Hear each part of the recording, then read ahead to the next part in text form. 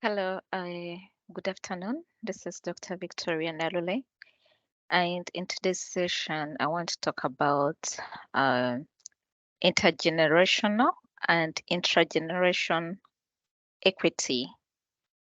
So let me just share my slides. So intra-generation and intra-generation equity and sustainability, that's the focus of the topic today.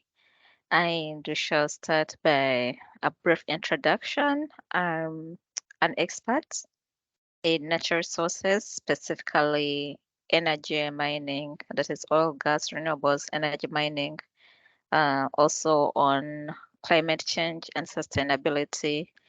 I'm an author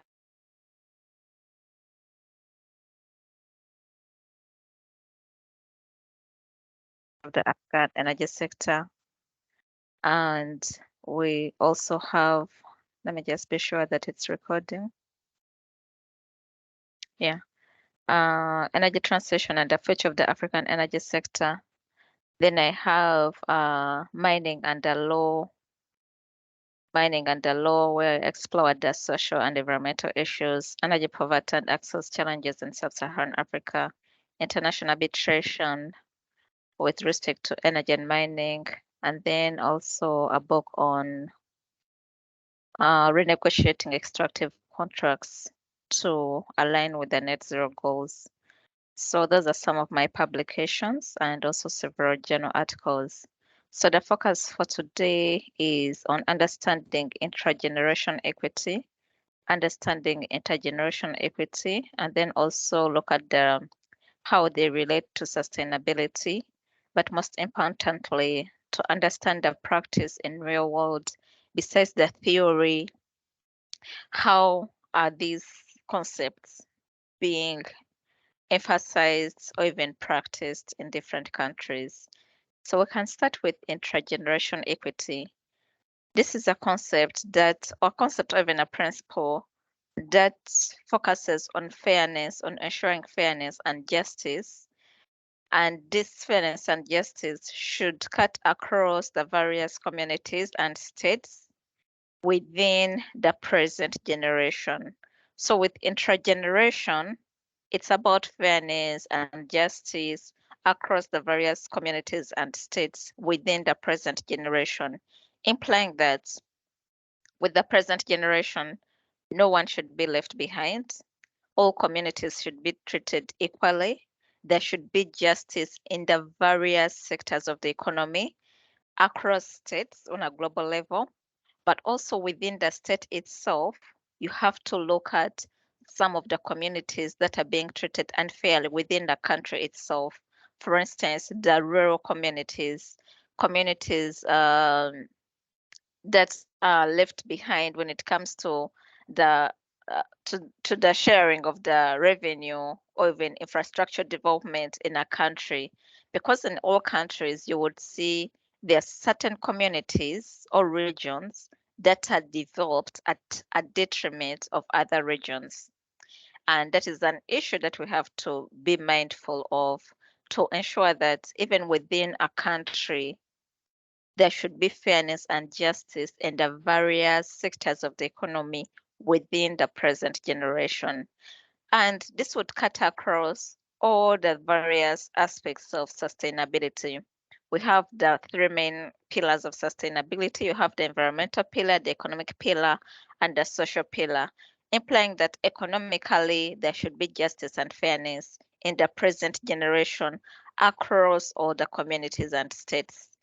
At a national level, you have to ask yourself, are the revenues being are the revenues that they get, let's say from natural resources, are they being distributed fairly?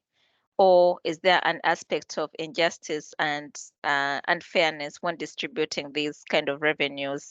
So are some communities being left behind, or it's an issue of a few communities benefiting and others being left behind? Just a minute, please.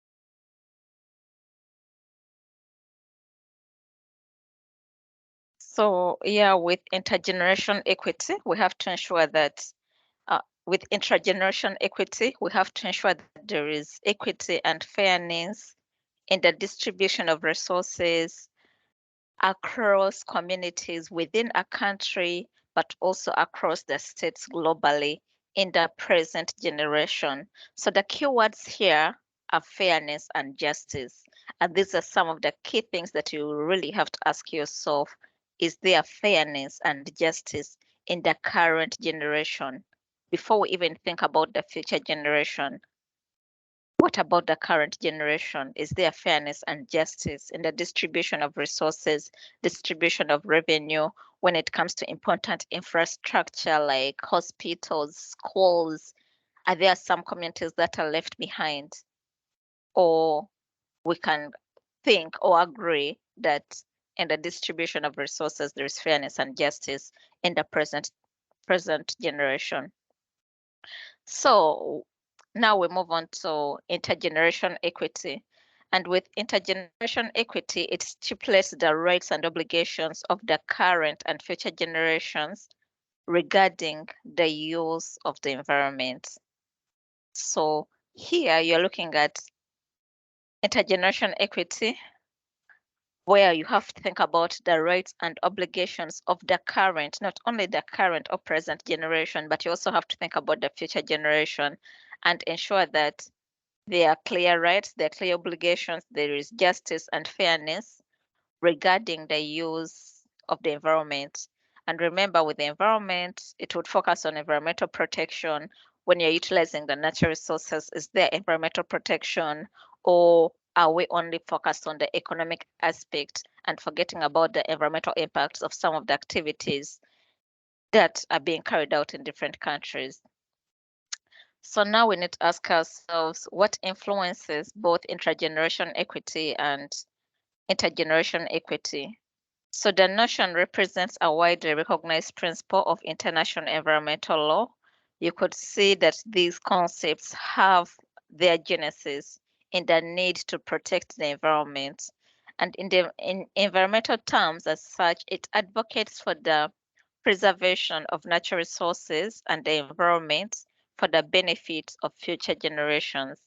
So when you're talking about intrageneration and intergeneration equity, you have to look at the genesis of these concepts, and they were inspired by the need to preserve natural resources and the environment for the benefit of future generations. That is the intergeneration equity, so that as we're utilizing the natural resources, we are not only focused on the present generation and its needs, but we also have to think about the future generations and ensure that the activities that we're doing right now will not be so detrimental to the generations to come.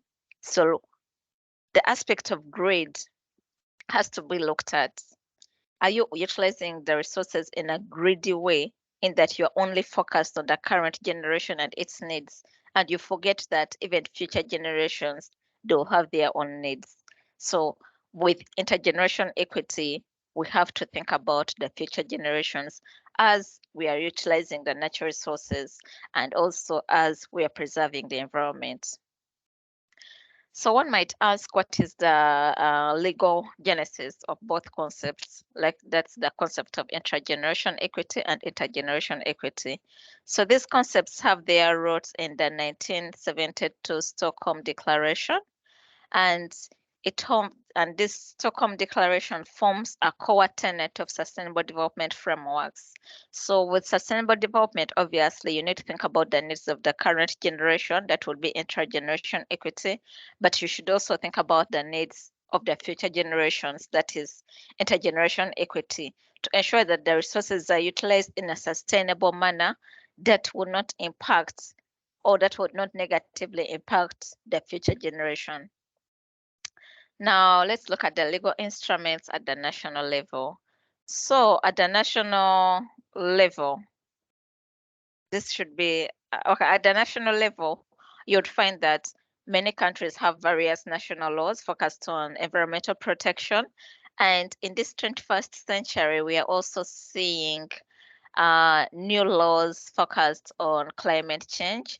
So various countries are enacting new laws on climate change, and this, in a way, is showing that countries are focused on protection of the environment for both the current and also future generation. But however, remember, these laws do not only stop at the national level. At the international level, we also have laws focused on environmental protection. For instance, the 1992 United Nations Framework Convention on Climate Change. And this is an international environmental treaty to combat dangerous human interface with the climate system, in part by stabilizing greenhouse gas concentrations in the atmosphere. We also have the 2015 Paris Agreement, um, which has become a very important agreement when it comes to tackling climate change. So at the international level, you're saying that the need to protect the environment for the future generation and also for the present generation is very visible in the various legal instruments like the UNFCCC of 1992 and the 2015 Paris Agreement. So if you look at the UNFCCC, you'll notice that it embeds intra-generation equity within the international climate change regime as a founding principle. Specifically, Article 3 of the UNFCCC is to the effects, Article 3 frames the concept in terms of the need to protect the climate system for the benefit of present and future generations of humankind, and this is reinforced by the inclusion of sustainable development as a further core principle within the UNFCCC framework. So with Article 3 of the UNFCCC, it specifically brings in the concepts of intragenerational equity and intergenerational equity. And this is something that is really important when it comes to the environmental protection and also ensuring equity in sustainable development. So let's look further at Article 3 of the UNFCCC. It states that parties should protect the climate system for the benefit of the present and future generations of humankind on the basis of equity and in accordance with their common but differentiated responsibilities and respective capabilities. So let's try to dig deeper into this. So the parties to the convention should, so it's mandatory for them to protect the climate system for the benefit of present generation. So the present generation would be encompassed into the intra-generation equity and sustainability because it talks about fairness and justice across communities and states within the present generation. So here, the like parties should protect the climate system for the benefit of the present generation, that is intra-generation equity, and future generations of humankind. So with the future generations, now we are talking about intergeneration equity. So you notice that the Article 3 of the UNFCCC, it encompasses the main principles of intergeneration equity and intrageneration equity, in that parties have to protect the climate system for the benefit of the current generation or the present generation and future generation. Most importantly, this article also emphasizes that this protection should be on the basis of equity and in accordance with their common but differentiated responsibilities and respective capabilities. So with equity, you also have to understand that different countries are at different levels. So you have to make this protection on the basis of equity and in accordance with their common but differentiated responsibilities and respective capabilities. So this is Article 3, which really sets out the basis for our intrageneration equity and intergeneration equity, because it talks about the current generation, this is the future generation. I mean, it talks about the current generation, which is the present generation, and it talks about the future generations, which is the intergeneration equity. So, having realized that the legal instruments at an international level give us the basis for the concept of intrageneration equity and intergeneration equity, now we have to understand why it's hard for us to achieve or even apply these principles in reality. So obviously the principles are recognized in international instruments, but also if you look at the national constitutions of different countries, the preamble would talk about the need to protect the current generation or the present generation, and also to think about the future generation. So even the national laws at the legal instruments at the national level would specifically mention the intergenerational equity and the intergeneration equity.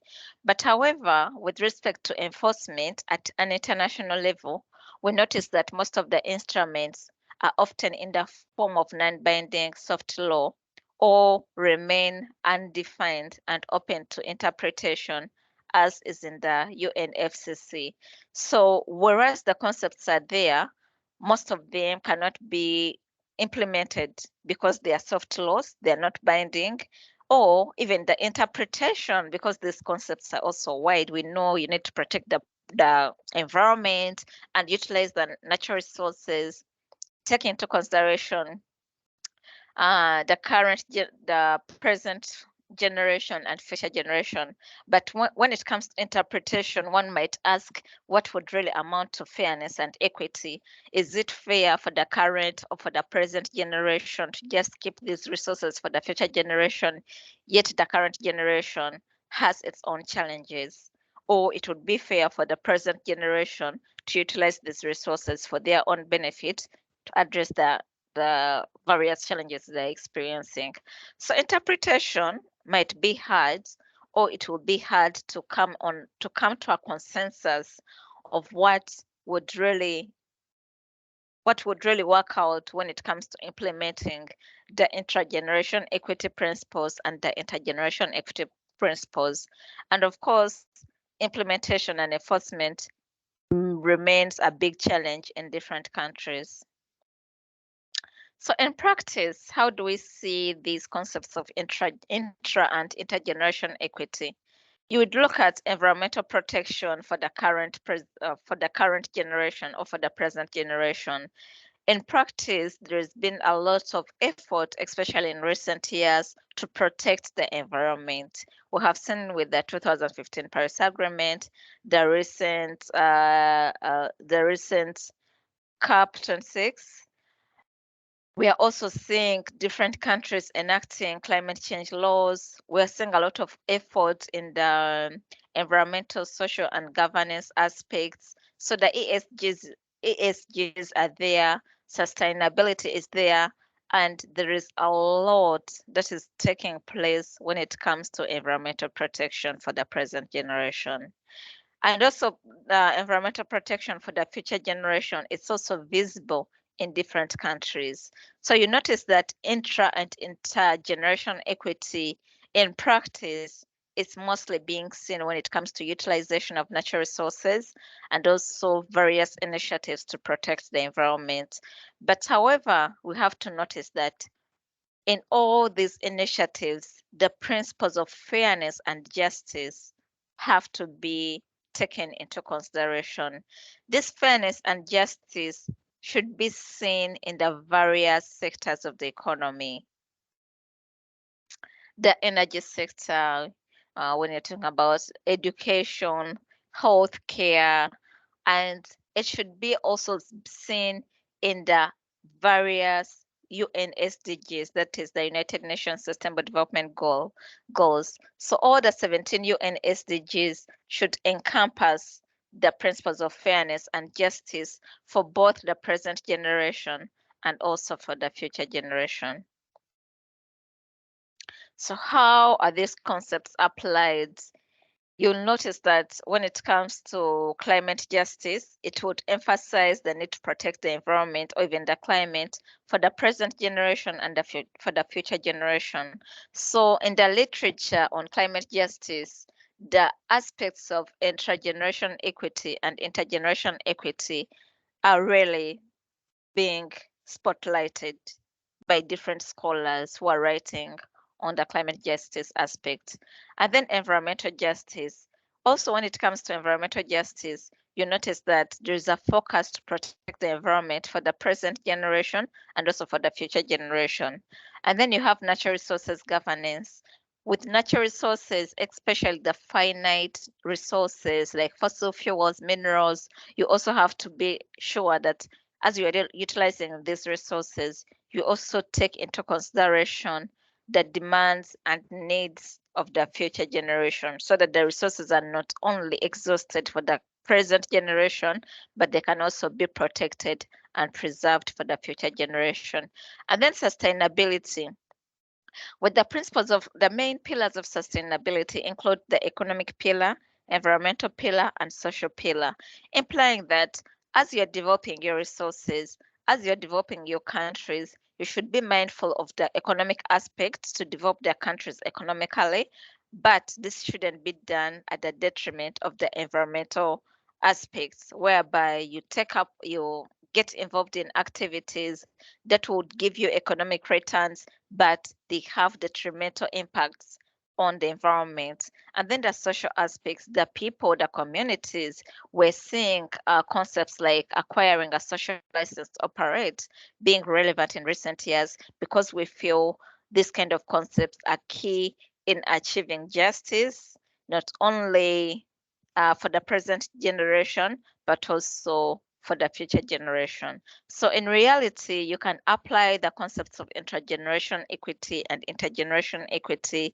by looking at the various sectors of the economy. And the question that you should be asking yourself, is there fairness and justice in the various sectors of the economy for the present generation and also for the future generation? And now, if we take an example of climate justice, you notice that this it's conceived as the intertemporal climate equity and equality exchange amongst generations. So here with climate justice, it actually brings into play the concepts of intra-generation equity, that is the present generation, and intergeneration equity, in that we have to protect the environment for not only the present generation, but also for the future generation to be able to enjoy a good environment. And then the application of the sustainability pillars requires the balancing of the economic, environmental, and social aspects in the climate justice theory. So you still see the pillars of sustainability being spotlighted when it comes to the concept of climate justice.